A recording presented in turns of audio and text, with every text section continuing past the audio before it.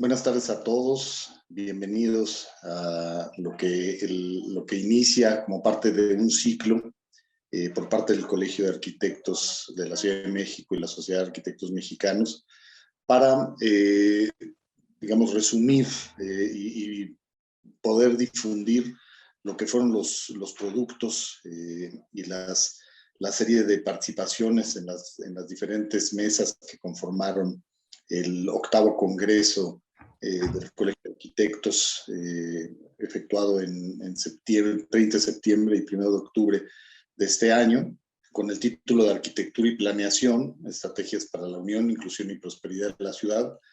Quienes no tuvieron la oportunidad de acompañarnos deben de saber que fue un evento muy rico en términos de participación, pero sobre todo de contenido, donde nos hicieron y nos distinguieron con su presencia pues una serie de personajes, de autoridades, de colegas, de profesionales y de especialistas que se conformaron como parte de lo que fueron 8 mesas de muy intenso trabajo durante 2 días y que el colegio se puso digamos, la meta y el objetivo de poderlos compartir con todos ustedes a través de este ciclo de recopilación de videos que les permita acercarse a este material, la verdad, de muy alto valor. El día de hoy, pues es un honor iniciar este ciclo con lo que es el resumen y la posibilidad de volver a ver y a revisar lo que sucedió, en este caso, en la mesa número 1, justamente, la cual llevaba por título Movilidad y Conectividad para la Inclusión y la Prosperidad Urbana.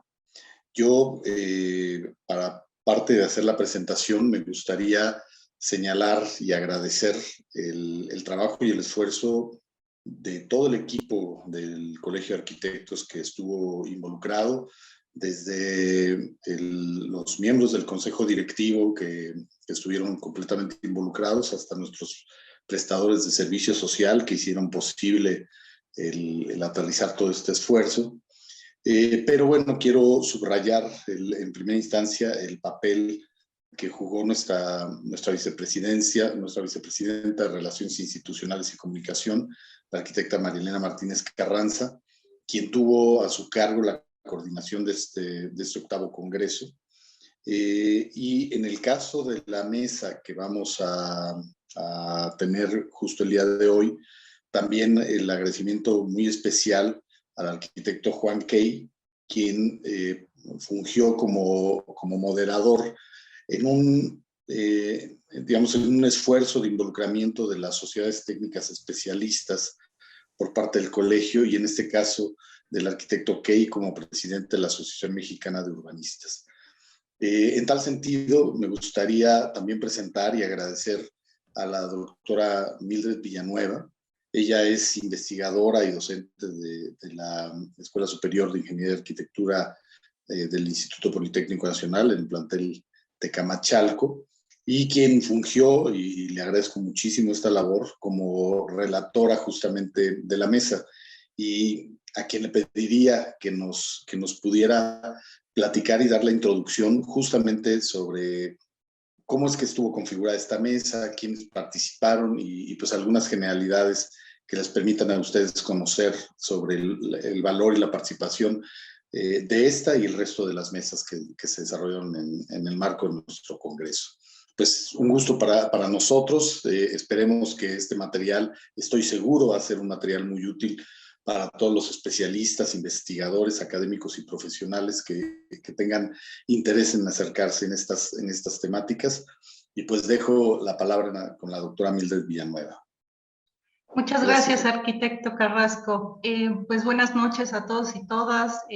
Pues en unos minutos los dejaremos con tan interesantes intervenciones de la Mesa 1 de diálogo, denominada Movilidad y Conectividad para la Inclusión y la Prosperidad Urbana, como bien lo dijo el arquitecto Carrasco, en la que nos acompañaron Adriana Lobo, Ana Martínez, Andrés Lajos y Bernardo Baranda, por supuesto, como bien dijo el arquitecto, con un excelente moderador, Juan Key, Y no sin antes, a manera de resumen y comentarios, mostrarles el amplio panorama de posibilidades que nos han dejado sobre esta mesa para ser valorados en la toma de decisiones y sobre todo en las intervenciones para mejoras en la ciudad y que van en esta mesa desde las políticas públicas hasta proyectos urbanos para movilidad sustentable, con estrategias urbanas que apoyan el medio ambiente, como bien nos dejó sobre la mesa Ana Martínez, que nos presenta un proyecto denominado Lomas del Sol en Cabo San Lucas, y donde muestra estrategias de conectividad ecológica y muestra dos partes de estas estrategias, una que es una red suave y otra una red dura. Dentro de la red suave se refiere principalmente a la movilidad para peatones y ciclistas, y dentro de la red dura sobre todo se refiere a la movilidad de autos y corredores con diversas actividades, tratando de combinar estos dos elementos que es muy difícil que sobrevivan en una ciudad, pero que es necesario tratar de hacer que sobrevivan, sobre todo con una infraestructura verde y sobre todo también para poder tener ciudades inclusivas a partir de una conectividad espacial. En este sentido, entonces, abogaríamos por construir ciudades que se vuelvan un referente de ciudades saludables, con una movilidad, con intervenciones que no solamente las hagan bellas estéticamente, sino que también provoquen cambios importantes en la población que las vive, y sobre todo a partir de elementos sencillos, como bien muestra la arquitecta Ana Martínez, con estos elementos sencillos que provocan salud física, pero que también provocan salud mental y de forma colectiva. Entonces, desde la movilidad, tratando de hacer ciudades saludables en todos los sentidos, como es el caso de lo asequible también, ¿no? Como bien nos mencionó Andrés Lajos, que él nos da cuenta de las acciones de gobierno que se muestran vinculadas hacia un desarrollo urbano y donde parten de un diagnóstico, donde detectan problemas muy importantes en la movilidad, como son los viajes largos, con altos costos y que no se muestran de muy buena calidad, pero sobre todo que marcan personas que quedan alejadas de sus centros de trabajo. Y además detectan que la red de movilidad está concentrada en una ciudad central, pero además muestra un diagnóstico con las medidas que ha tomado el gobierno, como son expandir la red de movilidad, una mejora en la calidad de esta movilidad, pero sobre todo esta asequibilidad de la que estamos hablando.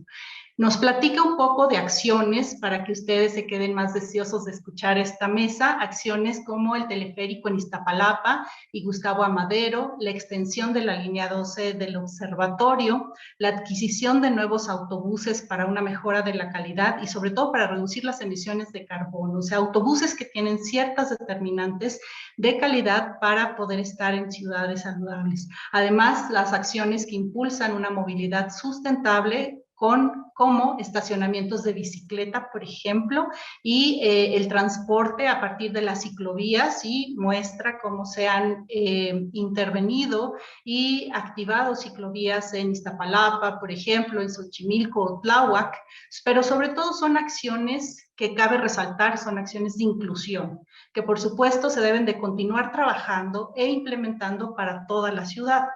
Y sobre todo un arduo trabajo que debe de tener seguimiento, pero también una actualización y un mantenimiento, porque si bien se pusieran estas redes de ciclovías en las ciudades, si no tienen mantenimiento, esto puede llegar a fallar, ¿no? Pero entonces se debe de tener en cuenta que existen determinantes como tiempos políticos que se debe de tener mucho cuidado para retomar los trabajos en un tiempo político a otro. Es un reto enorme, pero que se debe de tomar en cuenta, ¿no? Y más aún, sobre todo, cuando estamos en un momento histórico devastador por la pandemia por COVID-19 y que ha devastado la vida humana, la vida pública, la vida privada, la vida laboral, y que además ha puesto en prueba sistemas como el sistema de salud o el sistema de gobierno, los sistemas de movilidad, entre muchas otras cosas. Nos hace una reflexión muy detallada Adriana Lobo con acciones denominadas ejercicios pandémicos,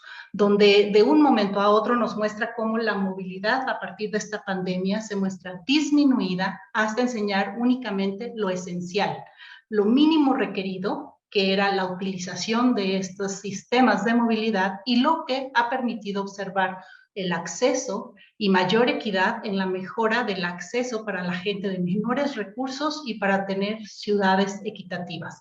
El acceso a servicios básicos como la vivienda y el transporte, y en relación a estos ejercicios pandémicos que en unos momentos más van a escuchar, reflexiona sobre todo sobre el uso, el cómo ha aumentado el uso en estos entornos urbanos que quedan cercanos al hogar, a la casa, y que ahora han tenido una dinámica muchísimo más activa, por lo que se aboga por políticas más efectivas para dar oportunidades a las ciudades y a contrarrestar ciertas expansiones. Es decir, ciudades aumentadas, pero mejor organizadas y distribuidas para impactar en la calidad de vida de las personas. Entonces, es imperante subrayar que en este momento es un momento de oportunidad, como bien nos dicen nuestros ponentes en esta mesa, es un momento de oportunidad, sobre todo para aquellos tomadores de decisiones, para reestructurar las prioridades y para poder intervenir la ciudad. Debido a esto, pues bueno, es indispensable también poner en esta mesa el reto de observar las metodologías y las estrategias y sobre todo los modelos que ya estén probados en tanto sistemas de movilidad como es el DOT, el desarrollo orientado al transporte, que nos comparte Bernardo Baranda, y donde se busca con este modelo seguir las mejores prácticas y unirlas con el conocimiento de desarrollo urbano a partir del transporte masivo no motorizado, sobre todo para poder tener beneficios ambientales, beneficios de conservación de áreas, beneficios sociales a partir de equidad social y la apropiación del espacio público con beneficios económicos, incentivando la economía local, sobre todo con principios muy equilibrados. Esta herramienta del DOT, como nos va a mostrar precisamente Bernardo, nos dice que está muy bien sustentada a partir de principios que están ya muy analizados y muy estudiados, por lo tal debemos de tomarlo en cuenta, como por ejemplo el caminar a través de una red peatonal, pedalear con seguridad, conectar con rutas de bicicletas y peatones, transporte, pero transporte cercano y a pie, mezclar, esto es a partir de una mezcla de usos de suelo, densificar, preferentemente densidades medias, compactar con desarrollos abiertos y cambiar el espacio ocupado por automóviles al mínimo, por supuesto, lo que nos enfoca a una movilidad integral e inclusiva para la prosperidad urbana, donde la conclusión más contundente de esta mesa la da Juan Kay y dice, al centro las personas. Esto es muy importante, tener en cuenta que la ciudad es para las personas, por lo que se puntualiza sobre todo en la clave de ciudades caminables y en el uso imperativo de la bicicleta. Pero también Juan Kay nos deja sobre la mesa un tema bien importante que debemos de retomar tal vez para el siguiente congreso y que dice, hay que dejar a discusión también la informalidad en el transporte como un tema a evaluar. Pues esto y más van ustedes a escuchar en esta siguiente mesa que los espera, que es la mesa 1 de movilidad y conectividad para la inclusión y prosperidad urbana. Los dejamos con los ponentes. Gracias.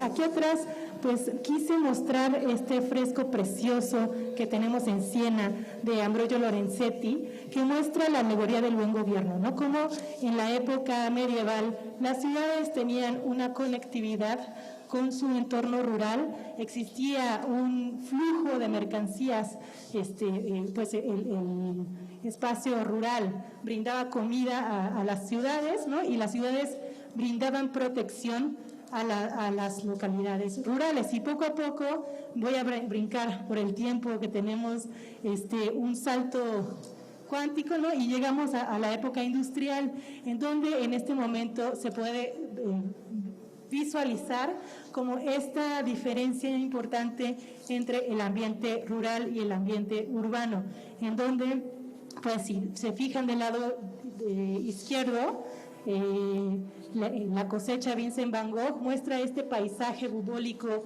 idealista, ¿no? De lo que significaba lo rural, del espacio con tranquilidad, y del lado derecho, pues un poco la ciudad de Franz Maserel, en donde pues lo urbano es industrial, es pesado y pues existe un ambiente muy complicado, ¿no? Entonces, lo que sucede en las ciudades actuales, o lo que empezamos a ver hoy por hoy, es que empieza a existir un overlap, ¿no? Entre lo rural y lo urbano. Tenemos ciudades que son rurbanas, ¿no?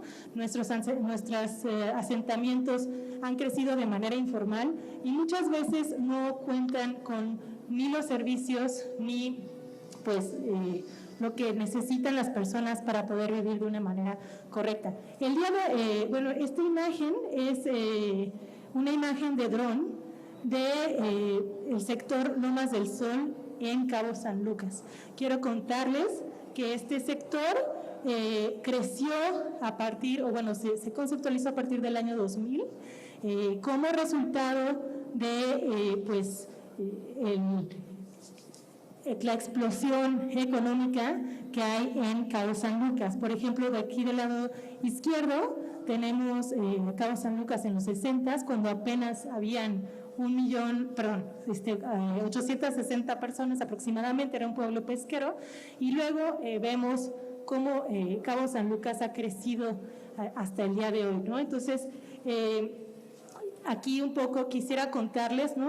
Un proyecto en específico que tuvimos en la oficina de Antropocín, que bueno, desde el 2014 fundó esta oficina con, allá está mi socio, ¿no? Y pues dentro de esta oficina hemos hecho varios proyectos. Uno de ellos fue el PPDU, para el sector Lomas del Sol, y me voy a concentrar solamente en la parte de las estrategias de movilidad, ¿no? Es muy importante siempre entender cómo va creciendo pues esta mancha urbana, y entonces a nosotros nos interesaba ver cómo ha sido el desarrollo de esta ciudad. Y pues como pueden ver, desde el 2003 más o menos es cuando empieza a aparecer este sector y se va consolidando a lo largo de los años, ¿no? Podemos ver cómo es muy importante hacer énfasis en las diferencias sociodemográficas, socioespaciales y también incluso de conectividad entre estas dos ciudades que se encuentran en una misma zona, ¿no? Tenemos del lado izquierdo pues los CIPs de Fonatur, que pues sin duda han generado pues una derrama económica bastante grande, ¿no? Y del lado derecho, pues todas las personas que habitan y que transitan todos los días a esta ciudad, ¿no? Entonces, lo que estoy intentando hacer es una paralela entre la ciudad actual neoliberal, que está encerrada, amurallada, pero que ya no tiene o no dota o no protege a los trabajadores del otro lado, ¿no? Básicamente. Y cómo pues existe un rompimiento espacial, de conectividad, etcétera, ¿no? Y bueno, un poco cómo ha ido creciendo este sector a lo largo del tiempo. Si se fijan, en 2003 pues apenas era es que cuando yo digo de izquierda a derecha, ustedes lo ven al revés, lo siento mucho, de izquierda a derecha, cómo ha ido creciendo, ¿no? Y un poco quisiera pues platicarles qué cosas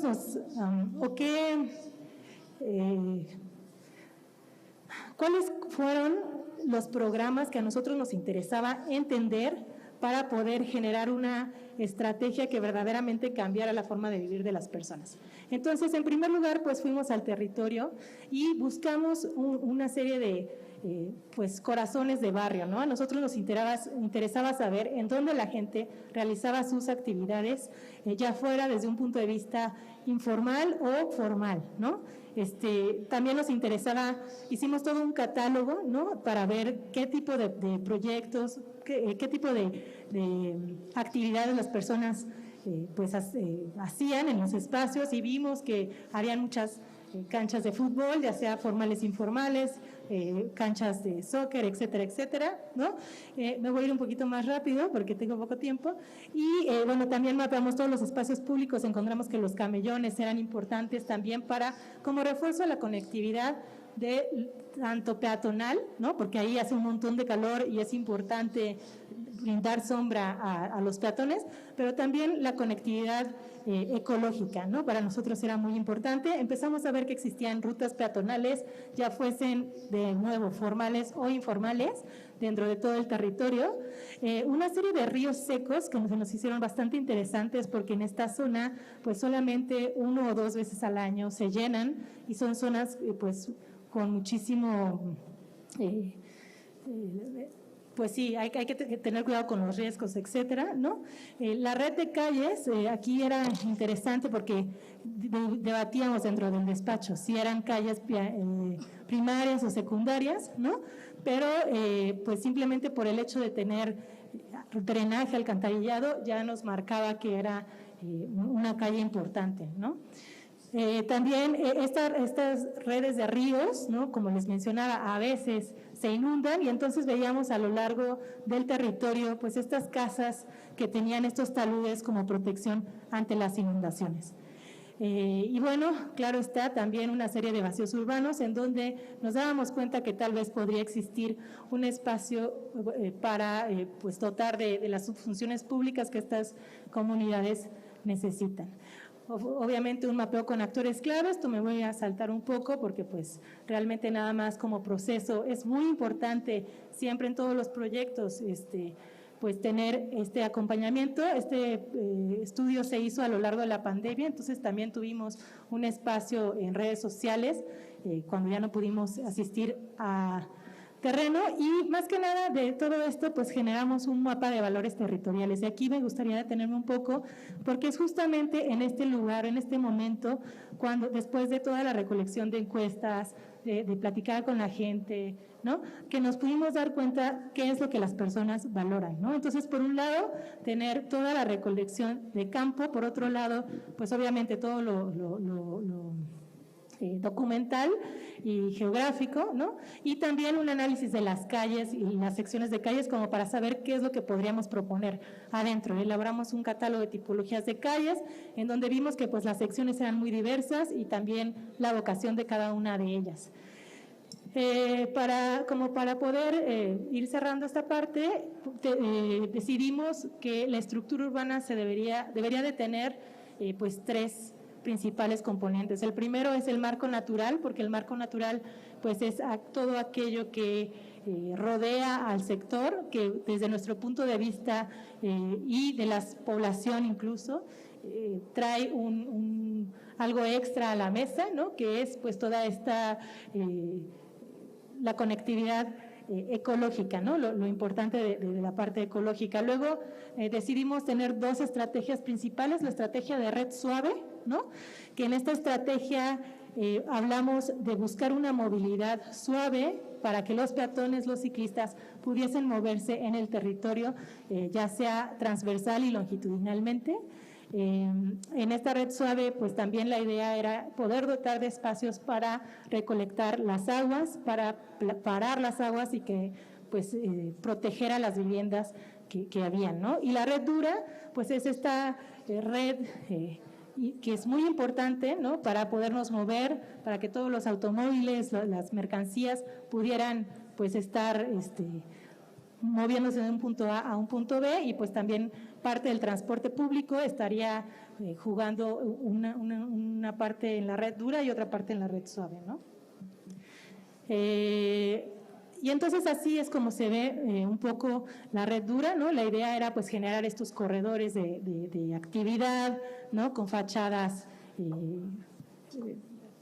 activas, ¿no? Para que la gente pudiera pues ahí tener mucho intercambio, espacios para la bicicleta, para el peatón, cruces seguros, ¿no? Y un poco la red suave, ¿no? También generar, como ya lo había mencionado, estos espacios para que otro tipo de actividades se puedan hacer. Ahora, lo interesante aquí es, muchas veces nosotros pensamos, digo, yo estoy súper a favor de tener calles completas, es muy interesante ese statement, ¿no? También estoy muy a favor de tener calles que sean más tranquilas para el habitante. Las ciudades mexicanas son muy ruidosas. Entonces, tú como peatón, como ciclista, quieres buscar una alternativa a calles en donde realmente puedas transitar sin tener el smog, sin tener pues el ruido, ¿no? Y a lo mejor encontrar otra serie de experiencias que son estos corredores biodiversos o corredores biológicos que pudiéramos tener en escala urbana, ¿no? También pues esta red suave lo que buscamos fue generar corredores bioculturales, ¿no? Pues conectando varios equipamientos urbanos, etcétera, etcétera, y pues la parte de los bordes vivos, que es muy importante, ¿no? Que estos bordes, o sea, la idea es tratar de remediar un poco a través de programar el borde, diferentes programas para que la gente pueda ir y se pueda pues pueda aprovechar el espacio público y pueda tener un espacio de intercambio, ¿no? Entonces, estas estrategias, un poco cuáles son las estrategias para estos grandes espacios vacíos, urbanos, ¿no?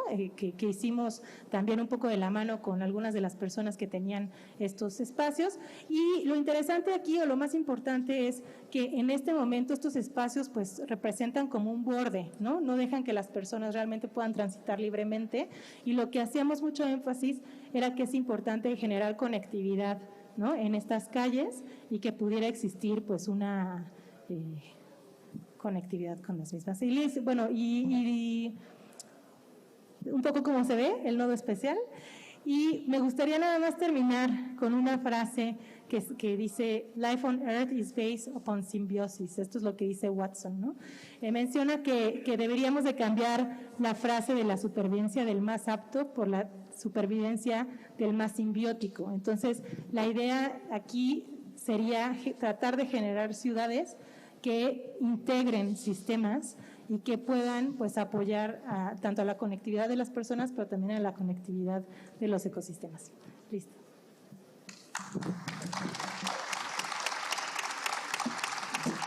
Muchas gracias, Ana Sabrina.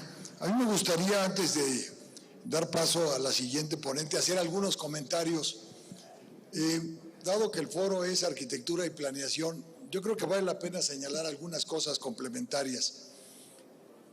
Cabo San Lucas es el claro ejemplo de lo que no debiéramos de hacer. Es clarísimo. La población en 30 años creció 3 veces y la superficie de la ciudad creció 76 veces. Hay que destacarlo. Una ciudad o un asentamiento que crece de esa naturaleza nace inviable o se desarrolla en términos inviables. Nunca habrá recursos para recuperar, para revertir una tendencia tan terrible. Creo que todos estos programas que pueden resultar exitosos tropiezan con una terrible falta de recursos, con una falta de políticas públicas, donde en nuestro país es claro que primero dejamos que las cosas sucedan por conveniencia muchas veces de carácter político, y luego hacemos algo a lo que estamos totalmente acostumbrados, que es regularizarlo todo, perdonarlo todo y volver a empezar, y así sucesivamente.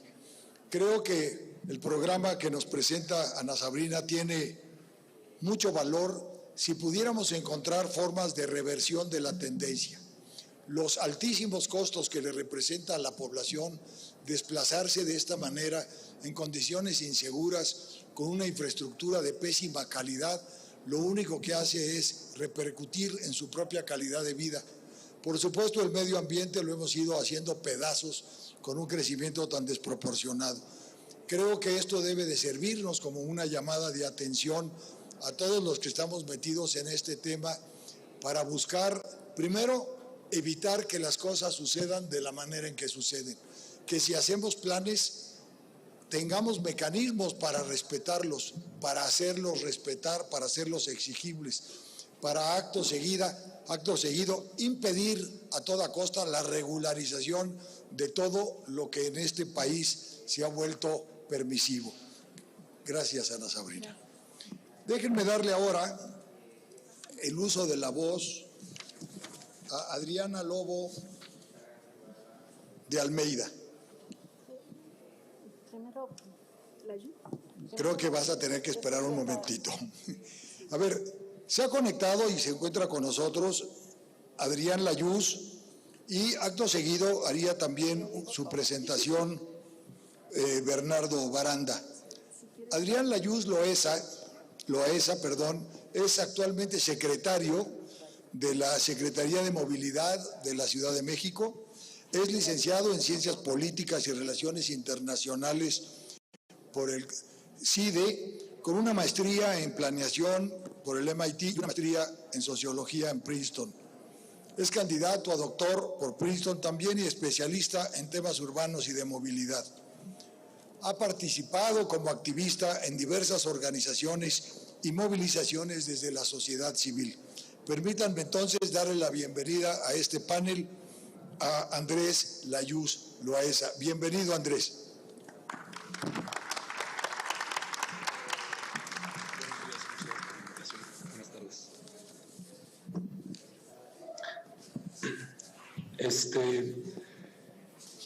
Brevemente voy a tratar de describir cuál es el diagnóstico que hay desde el gobierno de la ciudad sobre las condiciones de movilidad, cuáles son las soluciones que se han planteado y en las que se han estado trabajando y evidentemente cómo estas están vinculadas, no solo en abstracto, sino de forma concreta con el desarrollo urbano. Entonces, lo primero, el diagnóstico. Como sabemos, la distribución modal en la Ciudad de México es muy favorable al transporte público, es decir, la mayoría de los viajes de todos los días, incluyendo viajes a pie, viajes en bicicleta, viajes en coche, viajes en transporte público, superan los 30 millones de viajes. Se hacen en transporte público cerca del 30%. Sin embargo, el problema que hay en esta gran mayoría de viajes es que están hechos por lo que llamamos largas cadenas de viaje y a su vez estas cadenas de viaje tienen una calidad subóptima. Adicional a ello, al ser largas cadenas de viaje, es decir, que tienen varios tramos en donde hay cambios entre modos de transporte, hay un costo alto, particularmente a las personas que viven en las zonas más lejanas de las zonas de trabajo. Si esto lo tengo que resumir de forma concreta, es que tenemos millones de viajes que son de personas que vienen de lo que llamamos la periferia, que puede ser Iztapalapa, Gustavo Madero,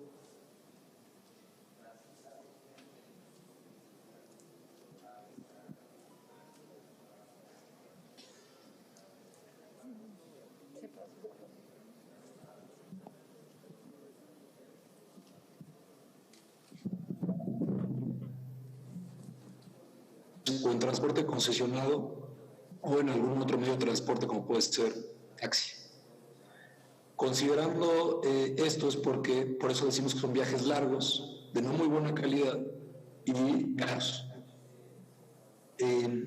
Si ustedes ven la red de lo que llamamos el transporte estructurado en la Ciudad de México, metro y metrobús, al menos hasta el inicio de esta administración, está concentrada en la ciudad central. No es necesariamente tan central esa ciudad, pero sí es donde tenemos la mayor densidad de transporte público. De hecho, si uno ve, paradójicamente, por nivel de ingreso y por propiedad de número de automóviles, las personas que tienen más automóviles son las personas que están más cerca de la red de transporte público estructurado. Las personas que tienen también automóviles, pero menos automóviles, son las que están más lejos del transporte público estructurado. Considerando este diagnóstico, se han tomado un conjunto de medidas que tienen que ver con la expansión de la red estructurada, la mejora en la calidad del servicio y el mantener asequible el costo del transporte. En el primer caso, se extendieron 28 kilómetros de la red de Metrobús, y vale la pena destacar que la línea 5 de Metrobús, aunque no estaba planteada así en su trazo original, se modificó el trazo para que llegue hasta Xochimilco. Se cambiaron las vías del tren ligero también, que van de Xochimilco a Tasqueña, que no se habían intervenido en alrededor de 100 años, un poquito menos de 100 años. Esto para mejorar la velocidad del tren ligero y, por supuesto, atender a más pasajeros. Se construyeron 2 líneas de teleféricos, una en Iztapalapa y otra en Gustavo Amadero. Se extendió una línea de trolebús que va de Chapultepec a Pantitlán. Y se está construyendo el trolebús elevado en Eje 8 en Iztapalapa para conectar Constitución de 1917 con Santa Marta. Y continúa, por supuesto, que este es un proyecto que viene de antes, la extensión de la línea 12 del metro a Observatorio.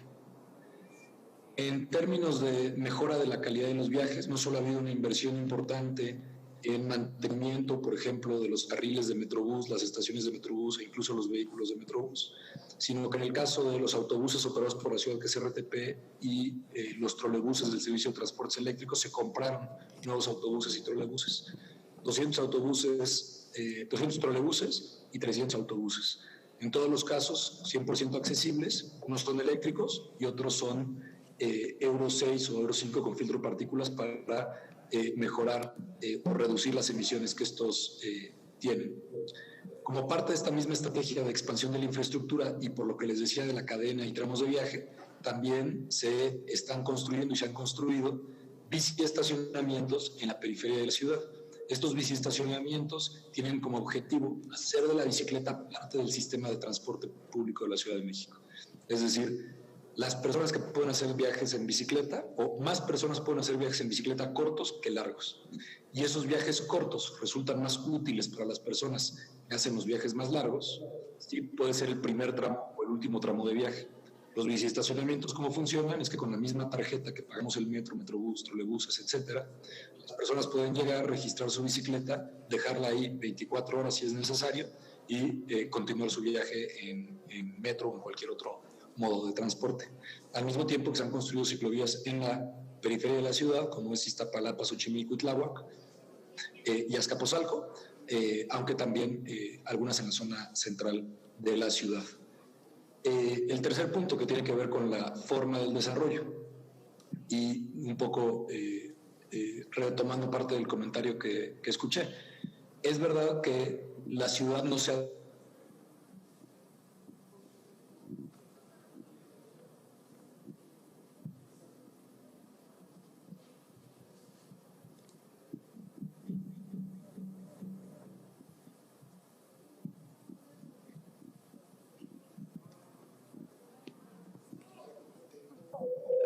públicos. Es decir, ¿por qué ciertas personas se van a vivir a lugares lejanos? Pues porque es más barato.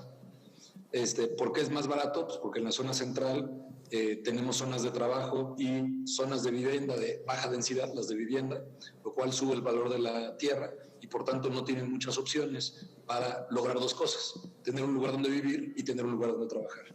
Y ahí es donde el transporte público ha jugado un papel fundamental para todas esas personas. Es decir, no podríamos entender por qué la Ciudad de México tiene una distribución modal de casi 80% de los viajes en transporte público si no entendemos que las personas que necesitan trabajar en la zona central de la ciudad al mismo tiempo necesitan vivienda asequible, y donde la han conseguido es en la periferia de la ciudad. Y perdón, me brinqué en términos de transporte público. Es el transporte concesionado, es uno de los tramos de viaje importante. De hecho, es el que mueve más gente en esta ciudad. Estamos hablando de alrededor de 16,000 autobuses y microbuses. Y ahí hemos empezado un proceso de sustitución donde, terminando este año, van a haber sido sustituidos alrededor de 2,000 de estos microbuses y autobuses. Y lo continuaremos el año que entra hasta llegar a la meta de 6,000. Pero entonces, en términos de desarrollo urbano, creo que es importante una reflexión. Y está aquí Bernardo, que va a decir que soy repetitivo porque hace poco me oyó decir.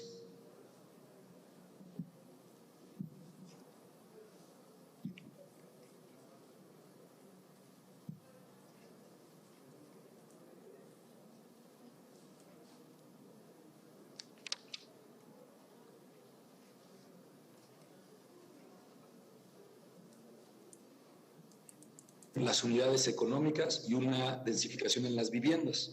Sin embargo, no hemos visto una densificación de la población. Y lo importante es la densificación de la población, no de las unidades económicas y las viviendas. Porque uno puede tener muchas viviendas con una persona y eso no tiene el impacto esperado si no viven muchas personas en esa zona densificada.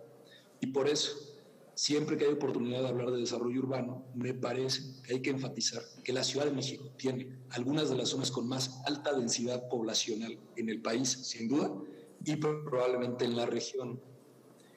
Estas zonas de alta densidad poblacional no son las zonas en donde normalmente se desarrollan proyectos de desarrollo urbano, donde normalmente o en el pasado se desarrollaban sistemas de transporte, etc.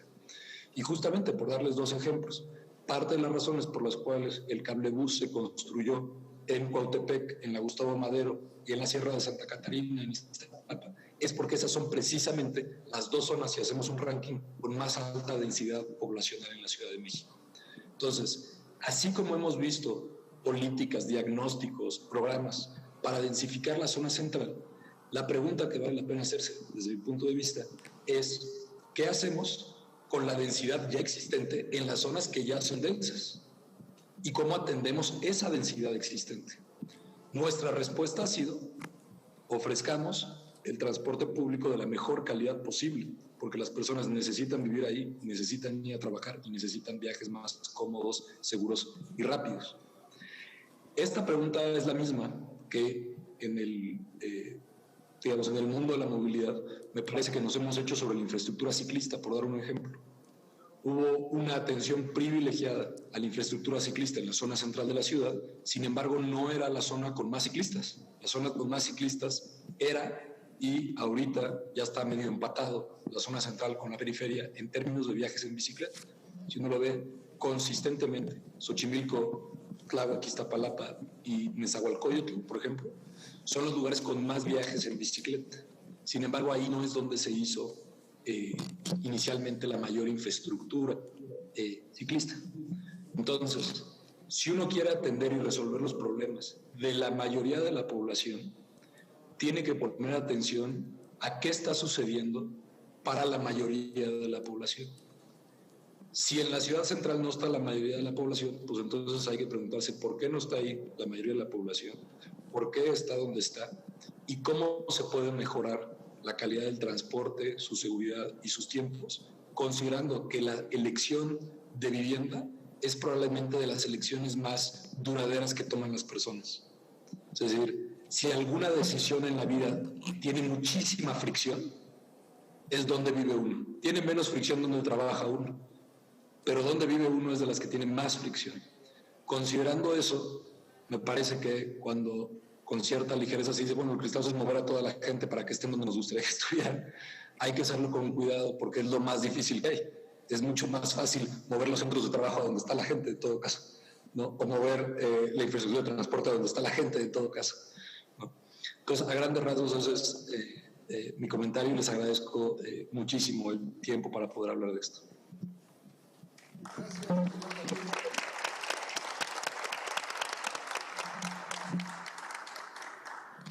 Gracias por la participación. Por eso no me oye Adrián Layuz. Gracias por esta participación. En obvio de tiempo voy a dejar mis comentarios como moderador para el final, para darle paso a Adriana Lobo de Almeida, directora ejecutiva de World Resources Institute. Ella es brasileña de nacimiento, es una casualidad porque es mexicana por adopción. Estudió Ingeniería Civil en la Escuela Politécnica de la Universidad de Sao Paulo y se ha enfocado al desarrollo de políticas sustentables, proyectos de movilidad urbana, desarrollo urbano y medio ambiente, principalmente en México, Brasil, Panamá, Colombia, Perú, Venezuela y Chile. Trabajó durante más de 6 años como directora técnica de las firmas consultoras Calimayor Asociados y Transconsult Sociedad Civil. Es directora ejecutiva actualmente de World Resources Institute México y ha promovido un impacto hacia ciudades sustentables. Bienvenida, Adriana Lobo, a esta mesa. Muchísimas gracias. Ahora sí voy aprovechar un ratito sin cubrebocas. Pues muchas gracias por la invitación. Un gusto estar acá con ustedes para hablar de un tema que creo que durante esos últimos tiempos hemos visto, yo digo que uno de los experimentos sociales más inesperados que cualquier ingeniero de transporte pudiera pensar, que es la no movilidad. La pandemia nos permitió ver algo que no hubiéramos pensado, que es la gente recluida en su casa, y pudimos ver de primera escala qué significó en términos de actividad económica, en términos de cambio en la forma de vida, pero también de qué actividades esenciales nunca pudieron detenerse durante todo el periodo pandémico. Ahí vimos la base mínima, en su mínima expresión, de la movilidad absolutamente necesaria para la supervivencia. La llegada de los alimentos nunca se detuvo, aunque hubo problemas en la cadena productiva y en la cadena de transporte, pero siempre tuvimos alimento funcionando. Los servicios médicos, aunque los médicos tuvieron mucha dificultad de movilizarse. Y finalmente una caída importantísima en los servicios de transporte público, que vamos a hablar un poquito más ampliamente en un momento más. Creo que eso nos enseñó muy claramente lo esencial, lo que es la equidad para la prosperidad, para el ambiente económico de una ciudad. Hubo en muchos de los seminarios que hicimos algo en particular que me llamó mucho la atención, que fue la suministra de vivienda de Chile, cuando viene y dice, mira, llegó el COVID a Santiago y llegó al aeropuerto a través de gente de mayores ingresos, buscamos retener el COVID haciendo la política de no salir de casa y todo les iba más o menos controlado hasta que los trabajadores tomaron COVID. Y fueron a sus casas y viven en casas en que hay un solo espacio, en que no hay cómo aislar las personas, pero que además los compañeros trabajaban en actividades informales y que no había ninguna posibilidad de que estuvieran sin moverse. Y ahí la pandemia se expandió de una manera tremenda y tuvieron que cambiar completamente su estrategia de abordaje del mismo COVID. Entonces, creo que nos fue dando una idea de cómo hay un cambio tan diferente. Vimos la movilidad, por lo menos nosotros que estamos siempre observando de una manera muy particular y muy diferente, con una gran énfasis en qué es la existencia de movilidad, qué es la existencia del movimiento, qué actividades pudiéramos aspirar que quedaran en casas y qué actividades de plano no pudiéramos aspirar que estuvieran en casa. Hace un par de años, un poco antes de la pandemia, hicimos un gran reporte, el World Resources Report. Siempre el Instituto de Recursos Mundiales se ha caracterizado por sacar recursos, por sacar grandes reportes temáticos sobre los sistemas alimentarios, sobre los sistemas de bosques del mundo, y el último ha sido exactamente sobre los sistemas de ciudad, con una preocupación muy particular que es el acceso y la equidad de acceso, una mayor equidad de acceso. Y mucho ojo en lo que significa eso en términos de mejorar la calidad de vida de la población. Cuando veíamos las fotos de Cabo San Lucas, yo creo que de alguna manera ahí quedaba muy plasmado, ¿no? ¿Qué es acceso y lo que es la ciudad rica y la ciudad pobre colocadas lado a lado, en que unos tienen acceso a los servicios de la ciudad y otros mucho menos? Inclusive una creación de un concepto de que mirar el tema de la ciudad y de la sustentabilidad de la ciudad mucho más pegado al acceso a servicios básicos como la vivienda, como el transporte y otros servicios básicos. Igual, en un ejercicio académico, pero muy importante, hicimos un índice de equidad urbana. El índice de equidad lo que hace es que separa la ciudad en deciles. Tomamos a cada 2 deciles y vimos que tanto más acceso tienen a los servicios escolares, a los servicios de espacio público, al empleo, entre los deciles de mayores ingresos y los deciles de menores ingresos.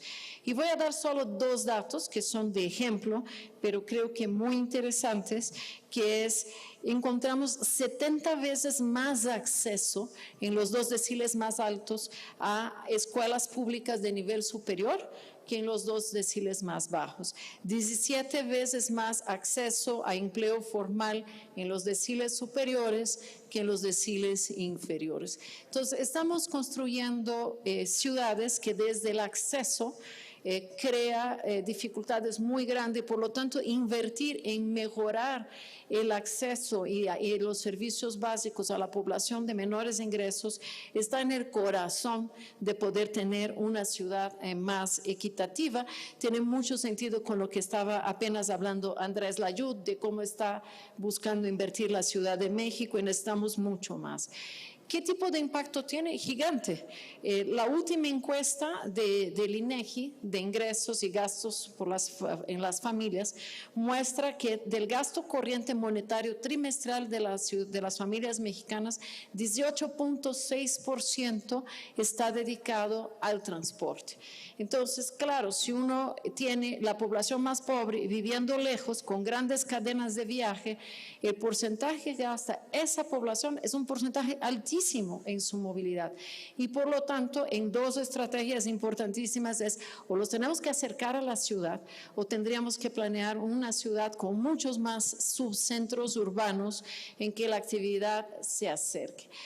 Otro ejercicio interesante pandémico es cómo los centros comerciales de barrio, de Coacalco, de toda la parte del Estado de México, ganaron relevancia y se volvieron a ocupar durante la pandemia. O sea, el mismo movimiento de trabajo hace que la gente venga a buscar los servicios cerca de donde están sus trabajos, pero cuando empezaron a vivir más en el entorno de sus casas, también hubo un crecimiento de la necesidad de desarrollo económico, y todavía no sabemos bien cómo usar eso, pero sí la relevancia de volver a observar si pudiéramos incentivar una continuidad de que las personas busquen más servicios cerca de su casa. Y un poco esos datos para decir inclusión, prosperidad. Yo digo, importantísimo la prosperidad porque nadie quiere dividir un pastel muy chiquito, pero crecer el pastel no necesariamente nos está significando dividirlo mejor.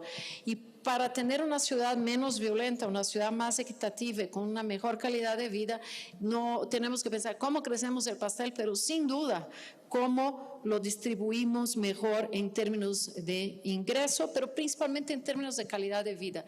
Y a nivel local sí tenemos mucho más posibilidades de estar haciendo temas que, si bien tienen poco impacto en el ingreso total, mucho impacto en la calidad de vida de las personas. Cuando hablamos de acceso equitativo, comentando sobre 2 temas, uno lo que estaba comentando Juan, que es el tema de la expansión. Las ciudades mexicanas siguen con un modelo absolutamente expansivo. Sí necesitamos políticas públicas mucho más efectivas, no podemos pensar que sea de otra manera. Ya vimos que de manera natural la tendencia es la expansión, más bien es cómo buscamos contrarrestar y dar la oportunidad interna a las ciudades, porque el modelo actual tiene varias pérdidas ambientales. Hoy en día se está hablando mucho más de ciudades biodiversas, o sea, cómo inclusive nos restauramos con la misma naturaleza, porque ya, o sea, esa separación de lo rural, de lo urbano y de lo que es el bosque, nos parece que es un sistema que no es muy favorable a la vida a lo largo. Entonces hay un sentido de recuperación de eso, porque el modelo actual nos ayuda a pérdida ambiental, a pérdida de superficie productiva, a reducción de servicios ecosistémicos, y ese es un tema que nos va a llegar mucho más fuerte, el tener que reganar servicios ecosistémicos con todo lo del cambio climático. Estamos en otra generación y en otro momento de la relación, yo creo que de toda la humanidad con la naturaleza, y mayor segregación, desigualdad y menor calidad de vida. Esa gran escala, esa gran expansión urbana nos está llevando a temas muy prácticos, algunos datos nada más: un incremento de congestión de 100 horas adicionales al año por persona en México en promedio en las ciudades. Se están muriendo todavía 15.900 personas al año en hechos viales, y hay un impacto económico de la congestión de 2.6% del PIB, ¿no?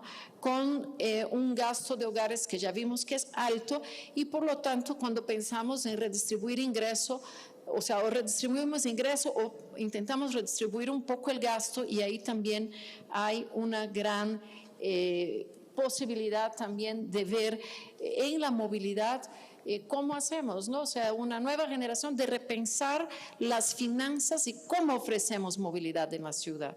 Y ahora sí voy un poco más de lleno sobre el tema de cómo estamos viendo el tema de movilidad. Voy a tomar un par de minutos más para dejar para las siguientes rondas. Grandísimo problema en el financiamiento del transporte público. Nuestras ciudades medias y grandes con una gran dependencia de transporte público y con un problema fatal. Hubo momentos de 60% de disminución de la demanda, nos coloca en una gran crisis, pero ahora que estamos viendo el regreso a actividades, la congestión nos está regresando muy rápido. Los vehículos particulares muy rápidos, creo que las bicicletas son como los que ganamos espacio para la bici y eso es muy positivo, pero el transporte público todavía está 30% abajo, por lo menos en nuestras ciudades de demanda, lo que quiere decir 30% menos de ingreso y por lo tanto una gran crisis. Si pensamos en una ciudad en que hay mejor uso del espacio y más equitativa, sí estamos en una crisis muy severa que deberíamos estar abordando con muchísima más seriedad. Eso necesita una visión de financiamiento muy diferente a la que tenemos. Casi piensan, no, el transportista gana mucho, que lo financia el transportista. Eso es una mentira. Lo único que pasa es un deterioro creciente de la calidad de transporte público. Entonces, aquí tenemos el reto. Yo diría que en ese caso la pandemia nos dejó dos temas buenos: aprender a trabajar en casa y dar más espacio a las bicicletas y entender cuál es el espacio de no motorizado, pero con una pérdida importantísima que es realmente el financiamiento y la calidad del transporte público.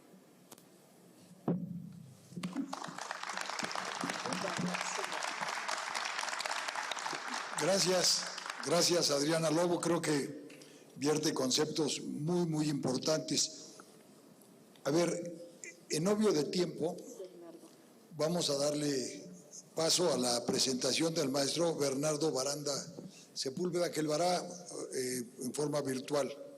Él es ingeniero civil por la Universidad Nacional Autónoma de México, maestro en Administración e Implementación de Proyectos de Desarrollo en la Universidad de Manchester, Inglaterra, y maestro en Ingeniería del Transporte en la Universidad Técnica de Delft, Holanda. Desde el 2003 ha asesorado a gobiernos en temas de movilidad urbana y modos de transporte sustentable. Ha publicado una gran cantidad de trabajos en materia de movilidad, con ponencias, entrevistas, etcétera, y es director para Latinoamérica del Instituto de Políticas para el Transporte y el Desarrollo, organización sin fines de lucro fundada en 1985 en la ciudad de Nueva York. Sin más preámbulo, dejo con ustedes al maestro Bernardo Baranda Sepúlveda. Muchas gracias por la invitación. ¿Sí se ve mi pantalla? ¿Sí se ve la presentación? Ya se ve.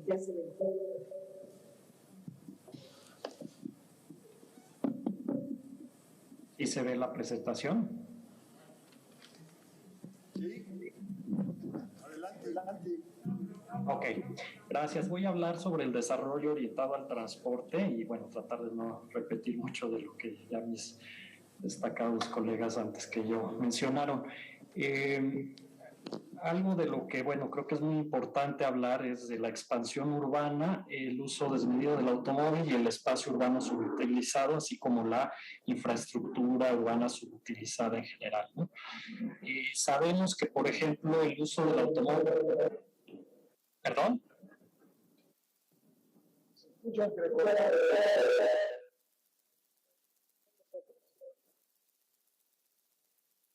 ¿Sí me escuchan bien?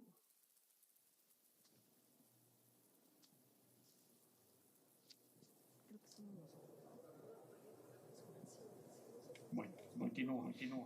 La relación entre la densidad relacionada con nada, podemos ver en ciudades con baja densidad es muy difícil que se haga que no se utilice el automóvil, ¿no? Y sin embargo, las ciudades que tienen una densidad más adecuada, tampoco tienen que ser densidades altísimas, pero creo que la Ciudad de México tiene una densidad adecuada en la cual definitivamente ayuda a que muchos viajes no se tengan que hacer en un automóvil, se puedan hacer a pie, en bicicleta y en transporte público, ¿no? El gran problema que ha tenido las ciudades desde mi punto de vista en México es que ha habido un crecimiento desmedido, se han expandido de baja densidad hacia la periferia en los últimos 40 años. Como podemos ver aquí en la gráfica, la superficie anual promedio ha crecido casi 10%. El parque vehicular también ha crecido mucho, ha crecido 8.2%, y la población no ha crecido con esa velocidad, creo que también eso sí afortunadamente, pero bueno, esto lo que significa en la práctica es que tenemos menores densidades en las ciudades, ¿no? Entonces, esto es un problema que hay que buscar revertir, ya sea densificando los lugares donde ya hay infraestructura de transporte o llevando transporte público a lugares donde ya hay una densificación importante. Bueno, el desarrollo orientado al transporte es básicamente busca unir todas las mejores prácticas y el conocimiento en movilidad con el desarrollo urbano, no verlos como dos sectores aparte. Y lo que busca es siempre pensar alrededor como núcleo, digamos, las estaciones de transporte masivo. Curitiba ya, digamos, desde los 70s ha sido un caso muy interesante que lo comenzó a hacer, en el cual tenía a través de ejes estructurales de densidad alta y una densidad media conforme se iban alejando estos ejes estructurales.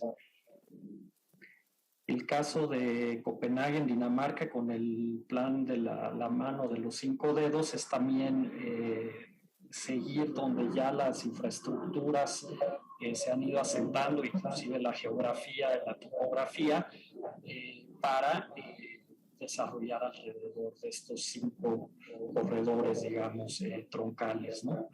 Y lo que podemos ver en ambas ciudades es que tienen un reparto modal también bastante favorable, con una mayoría usando transporte público y una gran cantidad de viajes en bicicleta y a pie.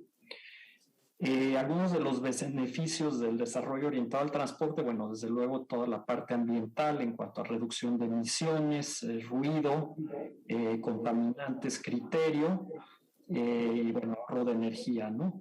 En cuanto a lo social, bueno, pues obviamente al fomentar el transporte activo y más viajes a pie en bicicleta, mejora la salud de la población, es una manera también de promover la equidad social y yo diría también la apropiación del espacio público y también obviamente ayuda a que se puedan revitalizar ciertos barrios, ¿no? En lo económico, bueno, pues todo esto debe fomentar la economía local. También, ya lo decía muy bien Adriana, de lo que se trata no es tanto de aumentar la movilidad, sino más bien el acceso, ¿no? El acceso a oportunidades laborales, a servicios, eso es realmente lo importante, ¿no? Y también esto, bueno, sabemos que al condensar más actividades también reduce el costo de la infraestructura y de la expansión urbana, ¿no? En cuanto a implementación, bueno, algunas ciudades, como saben, China ha tenido un desarrollo urbano vertiginoso en las últimas dos décadas y, bueno, ya ha logrado hacer corredores de transporte masivo pegados a un gran desarrollo inmobiliario, ¿no?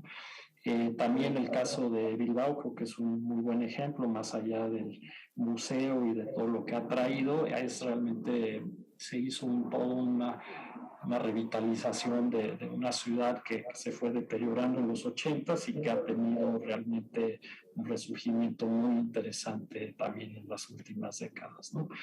Este conjunto de visitación, de usos mixtos en Londres, el Sharp está pegado a una estación de metro, también lo consideramos una muy buena práctica, porque inclusive, bueno, permite que, digamos, los usuarios del transporte, para empezar, se les dota de una infraestructura que hace sus viajes más cortos, más directos, obviamente va acompañado de desarrollo inmobiliario y de comercio, pero no es una condición, simplemente es algo que ayuda, que no hace que a fuerzas tengan que consumir, y realmente las conexiones y el diseño son muy buenos, ¿no? En cuanto al proceso para lograr desarrollos orientados al transporte, bueno, desde luego hay que ver el marco institucional, cuáles son las instituciones a cargo del desarrollo urbano, ver cuáles son las regulaciones y los incentivos, y después se pueden encontrar áreas con potencial, ¿no? Digamos, áreas especiales que se puedan intervenir, y para esto, bueno, obviamente se tiene que hacer análisis de mercado, ver cuál es el diagnóstico, y finalmente se puede ya llegar a un área más a nivel de estación de transporte público, ¿no?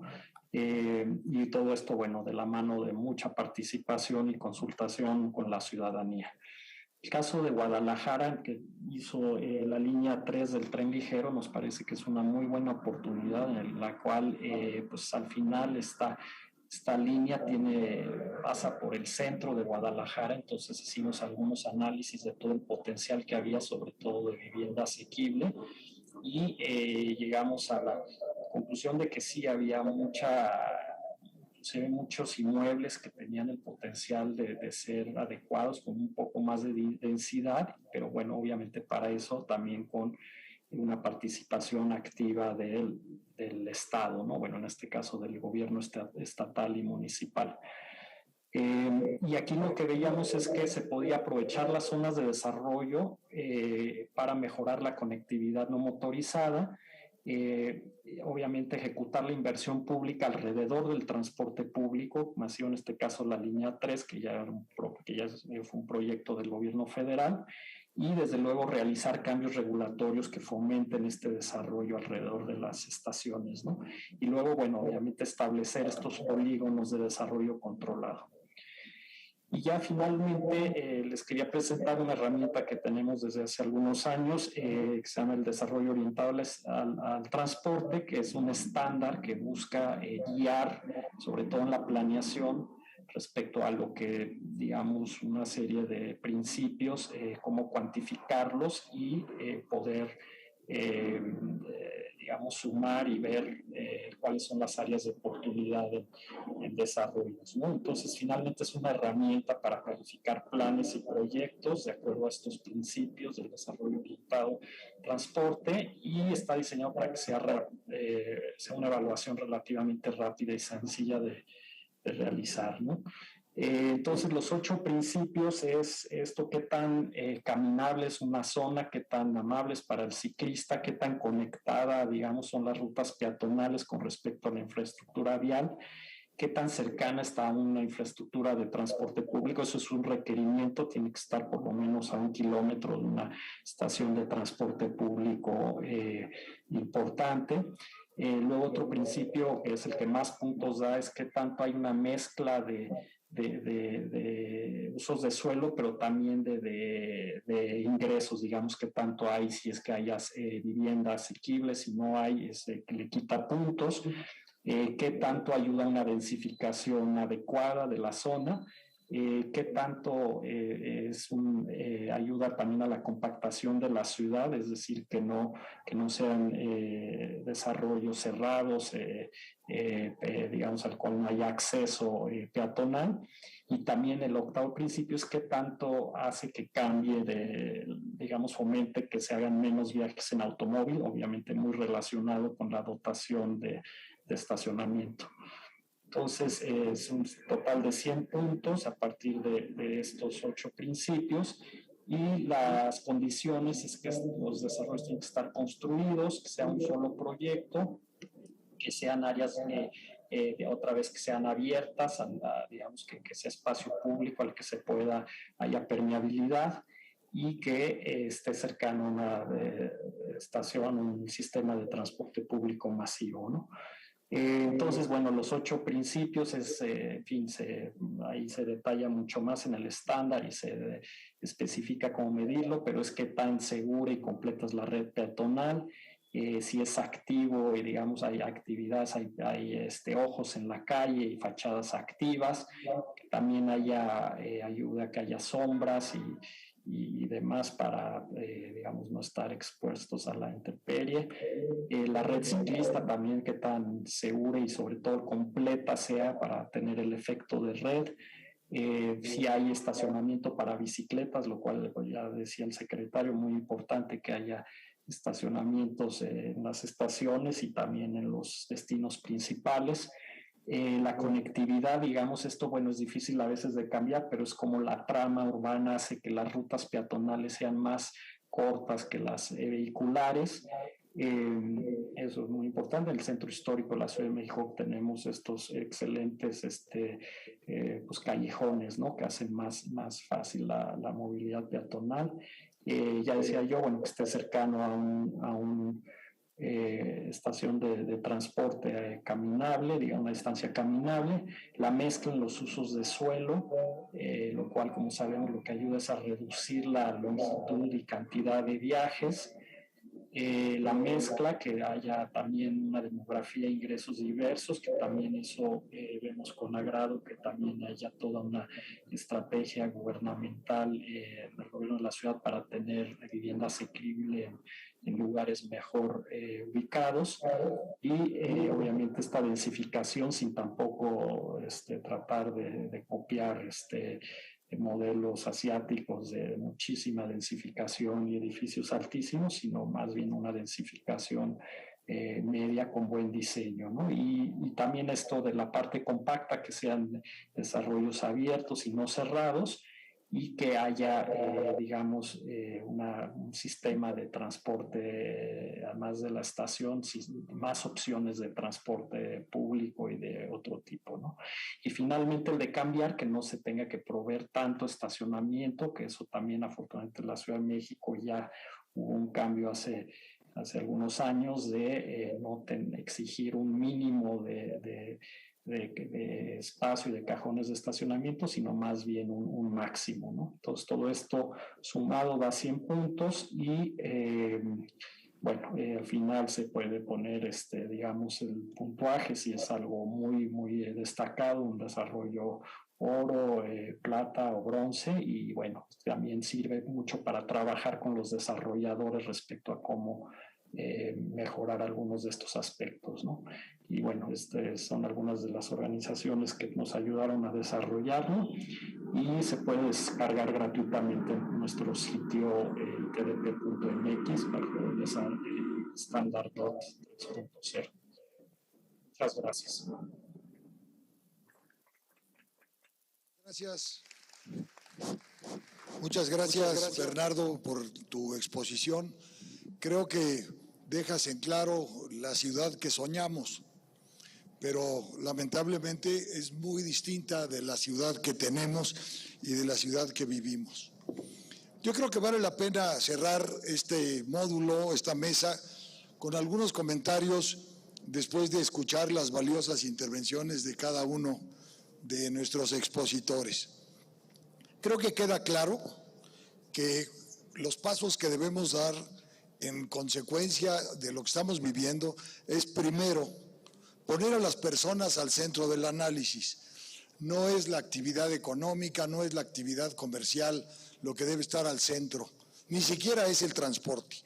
Lo que debe estar al centro de la discusión son las personas que cotidianamente tienen que sufrir lo indecible para poder acceder a medios de movilidad adecuados. La pandemia nos enseñó que dentro de la importancia que revisten las personas en el quehacer de los urbanistas y de los arquitectos, la salud debe ponerse en primer lugar.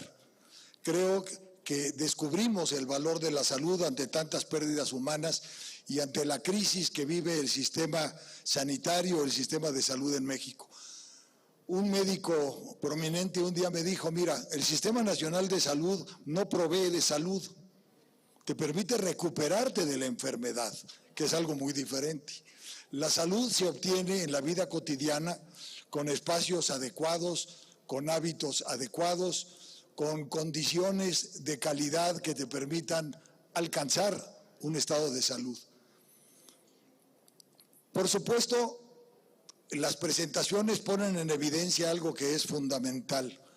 Si no hacemos uso de las herramientas de planeación que hoy están a nuestro alcance, estamos condenados a platicar los próximos años exactamente de lo mismo, de cómo se recrudecieron los problemas, porque al final del día no fuimos capaces de hacer absolutamente nada.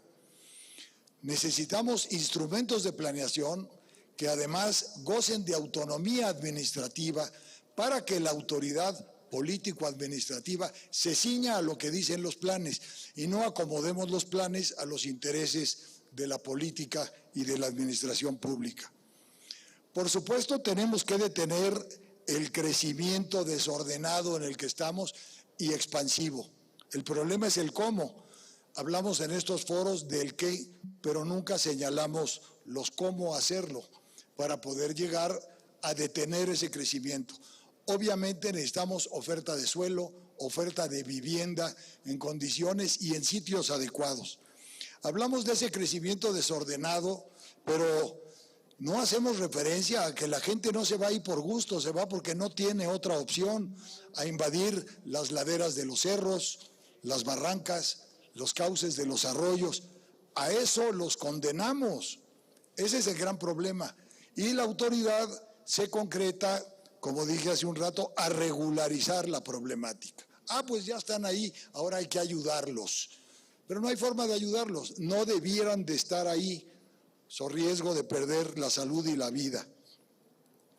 Por supuesto, las ciudades deben encaminarse a través de la creación de subcentros urbanos, que no está tan difícil porque es un tema de manejos de uso del suelo, a crear las ciudades de 15 minutos. Se está intentando. La pandemia nos enseñó cosas que ya se dijeron aquí. Queremos estar cerca de los satisfactores, incluyendo el trabajo, la salud, la diversión, la recreación, etcétera. Peatonalizar es la clave. Utilizar la bicicleta es imperativo. Por supuesto, tenemos que sancionar con dureza la informalidad en todos los ámbitos. No se tocó en la plática de Adrián Layuz de la informalidad del transporte. En todas las zonas pobres de la Ciudad de México no da servicio el transporte formal, da servicio a un transporte informal que en México conocemos como pirata, a base de microbuses que por supuesto no tienen permisos, no tienen seguros, no tienen condiciones de uso, y lo mismo pasa con los taxis. Y ellos sí andan en los cerros porque la gente más pobre, como bien se señaló, paga una cantidad enorme por transporte, a pesar de que ese transporte pues, no cubre ningún medio de seguridad. Aquí la gran pregunta sería, ¿cómo apoyamos a las familias más pobres y más vulnerables? La pandemia también nos enseñó que la vivienda que hemos construido, la que todavía está habitada porque hay mucha abandonada, necesita un tratamiento diferente. La violencia, la inseguridad se apoderaron en el seno de esas casitas, en el sitio de esas casitas, de familias completas que han visto cómo todos sus sueños se hicieron pedazos. Sí necesitamos un transporte público de calidad, hay que hacerlo rentable. La pandemia lo hizo poco operable, lo hizo deficitario. Baste señalar que el metro de la Ciudad de México, entre la pandemia y la caída de la actividad inmobiliaria, llegó a tener una subocupación del 50% que tradicionalmente tenía. Claro, decimos, es que el metro no tiene mantenimiento, también es cierto, y hay eventos recientes que lo demuestran. Pero lo verdaderamente grave al final es que las tarifas que se pagan por el metro son, como alguien dijo, sería más barato regalar la entrada porque cuesta más la impresión del boleto que lo que cobramos por el pasaje. Claro que hay que restringir el uso del automóvil, siempre y cuando demos otras opciones, demos mejores opciones y, por supuesto, favorezcamos la movilidad también a pie, también en bicicleta, también por otros medios. Las ciudades requieren una revisión de carácter integral. Creo que hacerlo es trabajo de los arquitectos, de los urbanistas, pero también de toda la población. Las ciudades no las hacemos los arquitectos. Somos uno de los muchos actores que participan en la construcción de una ciudad. La visión económica, la visión financiera, la visión geográfica, la seguridad, la salud, son parte de un gran conglomerado académico y científico al que debemos de sumar a estos foros de participación. Yo finalmente quiero agradecer la presencia de nuestros panelistas, de Adriana Lobo, de Adrián Layuz, dije Adrián, perdón, Andrés, de Ana Sabrina Martínez y de Bernardo. Como dice nuestro presidente, aprovechemos el momento en obvio de tiempo y de felicidad para entregarles una constancia, un reconocimiento por su trabajo, por su participación y por su esfuerzo para hacer mejor este Congreso de Arquitectura y Planeación del Colegio de Arquitectos de la Ciudad de México. A ver si quieres a Sabrina primero. Muchísimas gracias, Sabrina. Si se quieren voltear, le voy a dar un abrazo. Ana Sabrina, muchas felicidades, muchas gracias. Adriana. Para que no te vayas con las manos vacías. Como esa se puede catafixiar al final si quieren. Gracias, Adriana. Muchas felicidades. Gracias, Adriana. Ahorita decimos. ¿Esto es para mí? Sí, está para ti porque. ¿Otro? Muchas gracias. A ver, nada más déjame decirlo. A ver, entonces. Gracias. Gracias, Juan. Hay dos reconocimientos, por supuesto, a nuestros panelistas que participaron virtualmente. Bernardo, muchas gracias. Espero que nos estés oyendo. Aquí está tu reconocimiento. Y también, por supuesto, para el secretario Andrés Layud, aquí también está su reconocimiento. Se los haremos llegar con mucho gusto, junto con su paquete promocional que viene ahí. Agradecemos muchísimo también a nuestros asociados comerciales, particularmente Arquime, les regaló ahí una serie de libros en su última edición. Y me gustaría también ya cerrar con esto. A nuestro moderador, estimado arquitecto Juan Key, muchísimas gracias. Gracias por la organización, por el esfuerzo, la participación y pues creo que las conclusiones que se presentan y el trabajo, muchísimas gracias. Conceptos que la verdad en lo personal a mí me abrieron muchas ideas y muchas condiciones que no habíamos previsto y tenido en cuenta. Pues muchas gracias, Juan.